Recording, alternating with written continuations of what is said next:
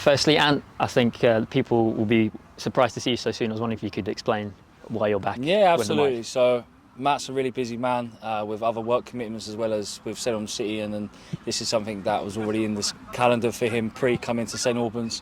But Matt's fully aware. He's been watching the game from where he is today, so I'm looking forward to catching up with him and to talk about the game. Yeah, and on that, it was a 2-1 defeat to Dussindale and Hellesdon Rovers. How would you sum that one up? Yeah, I think it was a really tough one today, Joe, in respects of we've got our first defeat last week to Royston, and we've come into this week in a position where we've got to really be kicking on. At the same time, credit to the opposition who have been searching for their first 3 points, and credit to them for getting it today. But the game was tough on many levels today. We found it's quite an industrial environment to be around, with the opposition working harder than us and sort of out-muscling us as well, and it's something that we didn't cope with or adapt with until it was too late. Second half though was definitely a better half for us, and we should be more clinical and been better with that. But first half I think shocked us a little bit in sort of how industrial they were, and we struggled to play against that at times, and we adjusted to it very well. But in the second half, being 2-0 down at half time, it wasn't enough time for us to kick on. We had enough chances to do so, and unfortunately we didn't take them today. It's one of them games where obviously if you look at recent results, we've had days where we've been fantastic in front of goal, and our chance creation in every game regardless has been phenomenal.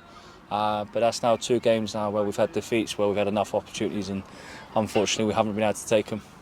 Yeah, you described Dussindale as industrial. Fair to say there was maybe 1 or 2 questionable challenges. Yeah, definitely, and I think it's one of them where when the game means so much to both teams, both teams always got to take it to the edge, and I think that edge is a fine line at times, and they found it quicker and probably better than we did at times, and we didn't cope with that environment part very well.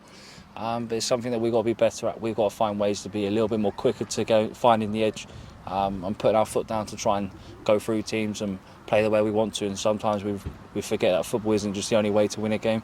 We've got to be a little bit smart with our decisions. We obviously started the season really well, and Dussindale hadn't yet picked up points. Is there maybe a chance that some of the players maybe thought this wouldn't be as tough a game as potentially? They found? Yeah. Potentially, I think, and this isn't to take away from Dussindale because their 2 goals were fantastic, especially their second. But we're very much eyes have always been a little bit creeping forward towards next weekend when we're playing the FA Cup game against Biggleswade at home.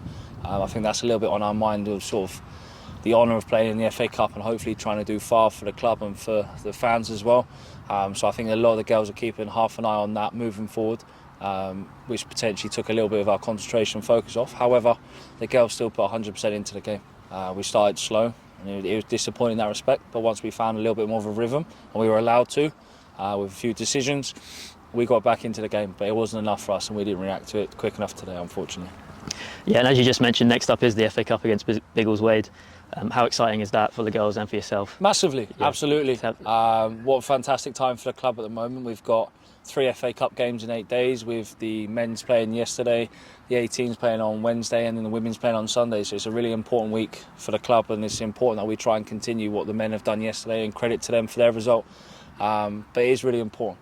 I think Biggleswade had a fantastic game against Harpenden from what we saw on the social media posts, and Harpenden are on a side to mess with, and Biggleswade clearly done it. So credit to them, and we're looking forward to hosting them at Clarence Park. It's going to be a really competitive game, and hopefully we come out slightly happier than the opposition next week. But again, it'd be great to see as many people down. It's obviously a big moment for us, and the weather forecast looks good, so hopefully we get as many people down to support the girls on, because I think it's really important. And I've spoken about this before, but the fans make a world of difference for us, and it's sort of the girls feel it, and we feel it in the bench as well. So long may that continue.